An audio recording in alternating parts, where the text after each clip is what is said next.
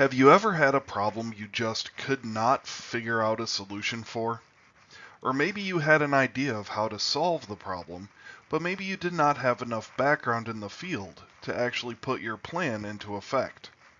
Or you did not know how to describe your ideas to others. These are examples of forms of mental blocks. This is the first of a two-part sequence of resources exploring mental blocks. Part 1 will explore some of the common types of mental blocks. We will look at examples of each. Part 2 will consider common causes of mental blocks and provide a method for avoiding mental blocks. We will also recommend additional resources to help you beat your mental blocks.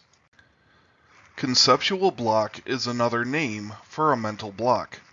They can be defined as some sort of a mental wall that prevents someone from correctly perceiving a problem or conceiving its solution. In other words, you either cannot determine what the real problem is, or you cannot find a potential solution. These conceptual blocks can take different forms, including perceptual blocks, emotional blocks, cultural blocks, environmental blocks, intellectual blocks, and expressive blocks. We shall start by exploring perceptual blocks. Perceptual blocks refer to things that prevent us from seeing the problem itself, or the information that we need to solve the problem. These blocks can take different forms. One type of perceptual block is stereotyping, which refers to the idea that things have a prescribed purpose. For example, one might think that a teacher need only have content knowledge, but that is not true. An effective teacher must also have skill in managing people, public speaking, organizational skills, and many, many other skills. Another form of perceptual block is when we limit a problem unnecessarily. This is the opposite of thinking outside the box. People often impose additional constraints when trying to solve problems. A final form of perceptual block occurs when we experience saturation, also called information overload. If you have ever tried to use Google to find information, you know what info overload is. You try to look up a topic and find the search results in thousands of web hits.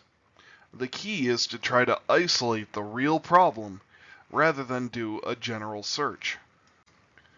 Sometimes we can see the problem and have sufficient information to understand how to attack the problem, but something holds us back.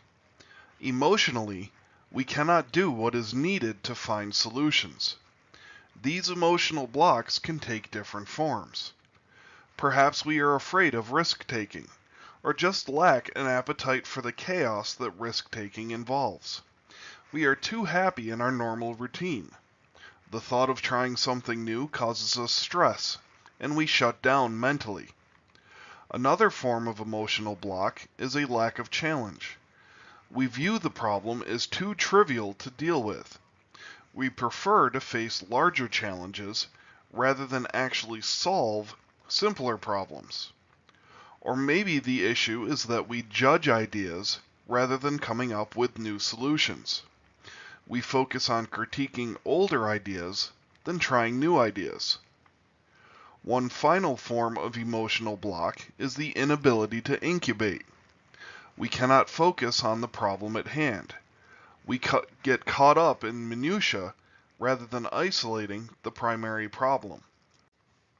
Humans are cultural animals. We develop a sense of right and wrong based on the attitudes and beliefs of those people surrounding us during our formative years. As such, we block some potential solutions because they are taboo, or would cause some people in our culture either discomfort or downright disgust. For example, there are certain words and phrases for ethnic groups that we simply do not use in modern society. Another example of cultural blocks are what topics and situations are considered appropriate for comedy. Think about movies made in the 1980s. They are full of comedy based on ethnicity, homosexuality, lower mental ability, and other topics which we would not ridicule in modern day. As an example with problem solving, consider the hypothetical: if you could travel in time, would you go back and kill Hitler? One of the most universal of all taboos is to not kill. But killing Hitler as a baby, or even as a young man, could possibly prevent the Holocaust and World War II. Would the end justify the means? Environmental blocks are distractions that prevent focus. We cannot achieve the deep, prolonged focus we need to find our solutions. We experience these every day. The environmental block may be the phone that rings incessantly when we are trying to get work done at our desk. It may be the little interruption that prevents our concentration.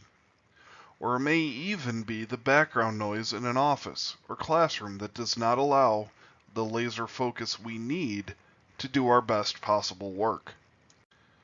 Sometimes we just do not know enough to make an informed decision. Perhaps we lack the specific knowledge to solve the problem. Or maybe we lack necessary background information to make the best choice. An example of this is when we self-diagnose when we feel ill. We think, I have a cough, I am sneezing a lot, and I am bringing up copious amounts of colorful mucus. Clearly I have bronchitis. However, we likely do not have years of medical training to make a good diagnosis. Maybe we only have a common cold. One final form of conceptual blocks is an expressive block. This occurs when we have a potential solution, but we cannot present our ideas to others. We either lack the requisite vocabulary to express ourselves, or we lack the communication skill to present the idea effectively. As an example, think about playing charades. We know exactly what our topic is, but the difficulty lies in getting others to understand the same things we know.